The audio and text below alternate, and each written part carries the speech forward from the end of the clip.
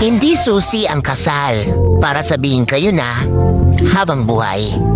Dahil ang totoo niyan, kahit batas, walang magagawa kung hindi talaga sila tinadhana sa isa't isa. Ang kasal ay hindi pang habang buhay na katunayan para maangkin ang isang nilalang.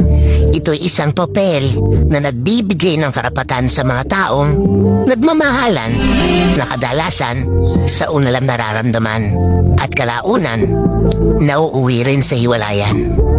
Dalalang hindi pagkakaunawaan.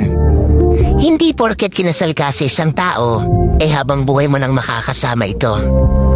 Dahil kung minsan, isa lang pala siya sa magiging daan para makilala niya ang talagang taong nakatadhana para sa kanya. Kinikilala man ng Diyos at batas ang bisa ng kasal, pero iba pa rin ang bisa ng tunay na mamahalan